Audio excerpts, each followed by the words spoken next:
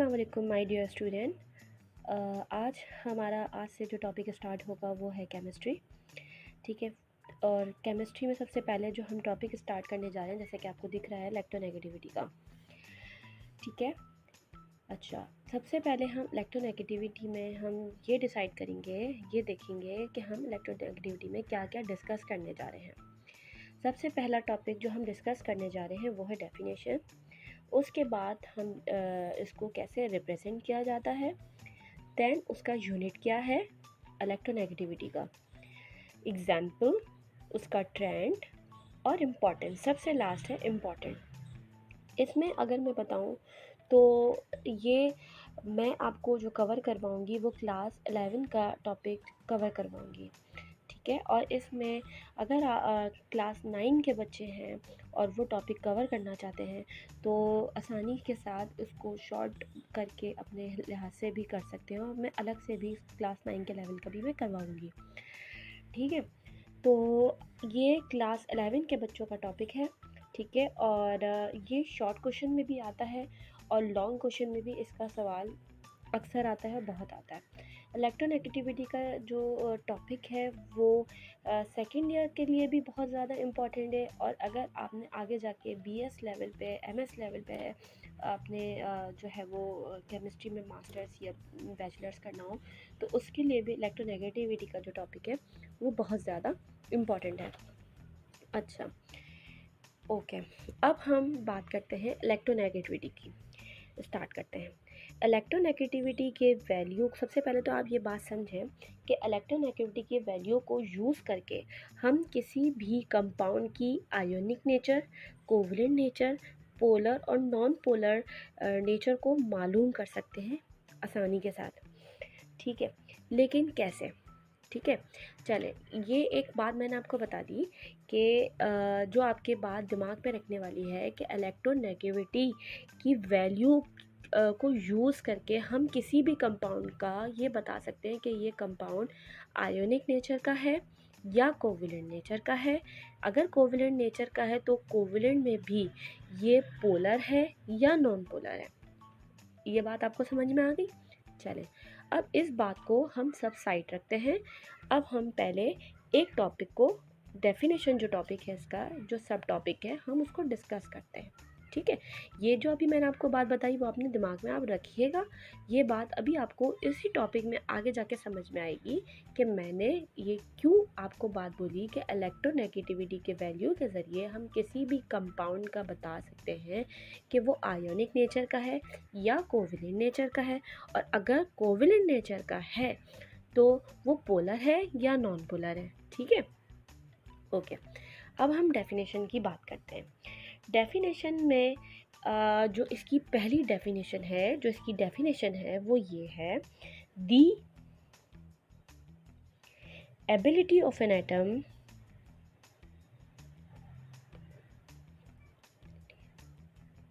of an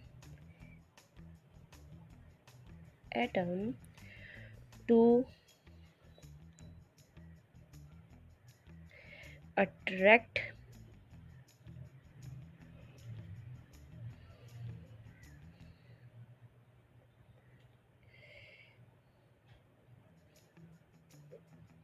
of electron towards itself is called electronegativity।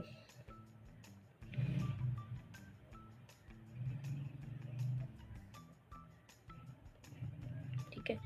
क्या मतलब हुआ इस बात का कि the ability of an atom, किसी भी एटम की वो एबिलिटी जो अट्रैक्ट करे शेयर पेयर ऑफ इलेक्ट्रॉन को अपनी तरफ। कैसे भाई? हम यहाँ पे एक एग्जाम्पल बना लेते हैं इधर। ठीक है, ताकि आपको समझ में आए कि मैं कहने का मेरा क्या मतलब है।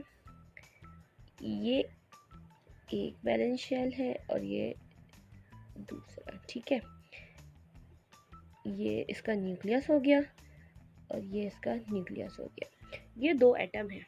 ठीक है, ये इसका न्यूक्लियस है और ये इसका न्यूक्लियस है।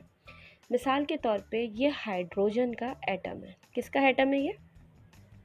Hydrogen atom.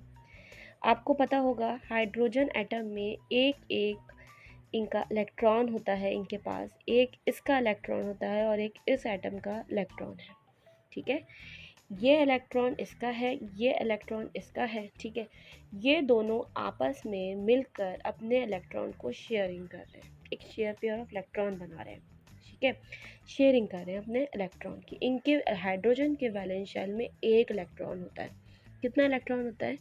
एक इलेक्ट्रॉन होता है वैलेंस शेल, सबसे लास्ट शेल में। ठीक है, तो ये लोग आपस में मिलकर एक शेयर पेयर बना रहे हैं। जैसे ये इसका हो गया तो ये इसका हो गया। ठीक है, ये इसका हो गया तो ये इसका हो गया, जैसे यहाँ पर। अब क्या कर रहे हैं, इसका न्यूक्लियस इस इलेक्ट्रॉन को अपने पास इनके पेयर को ये मिलके एक पेयर बना रहे हैं ना, इनके पेयर को अपनी तरफ खींच रहा है और ये न्यूक्लियस इस पेयर को अपनी तरफ खींच रहा है। तो इसी एबिलिटी को इलेक्ट्रोनेगेटिविटी कहते हैं। किस एबिलिटी को? एटम की उस एबिलिटी को जो शेयर पेयर ऑफ इलेक्ट्रॉन को अपनी तरफ खींचे। ठीक है, attraction share pair of electron, खींचने की सलाहियत शेयर पेयर ऑफ इलेक्ट्रॉन की, जोड़ों की, ये जो पेयर है इलेक्ट्रॉन का उसको खींचने की सलाहियत को हम इलेक्ट्रोनेगेटिविटी कहते हैं। इतनी बात क्लियर हो गई? अच्छा, अब बात करते हैं हम इसकी यूनिट रिप्रेजेंट की। ठीक है, इलेक्ट्रोनेगेटिविटी को हम रिप्रेजेंट कैसे करते हैं?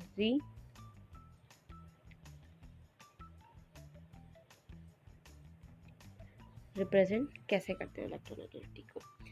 ओके, इलेक्ट्रोनेगेटिविटी को सिंपली इलेक्ट्रॉन से इसका ई चुरा लेते हैं। ठीक है, इलेक्ट्रोनेगेटिविटी है ना, तो इलेक्ट्रो का हमारे पास ई आ गया और नेगेटिविटी का हमारे पास एन आ गया। तो यही इसका सिंबल होता है इलेक्ट्रोनेगेटिविटी का। ठीक है, तो हम इसको रिप्रेजेंट करते हैं ई एन से। अगर मैं आगे इतनी बड़ी इलेक्ट्रोनेगेटिविटी की जगह सिर्फ ई एन भी लिखूँ तो ये कॉमन सेंस की बात है कि हम इलेक्ट्रोनेगेटिविटी की बात कर रहे हैं। ठीक है, ये देखिए आप, सब कुछ आपके पास क्लियर है? ओके, अब हम बात करते हैं इसके यूनिट की। इसकी बात कर रहे हैं हम इसकी थर्ड टॉपिक की, जो कि है इसका यूनिट। इलेक्ट्रोनेगेटिविटी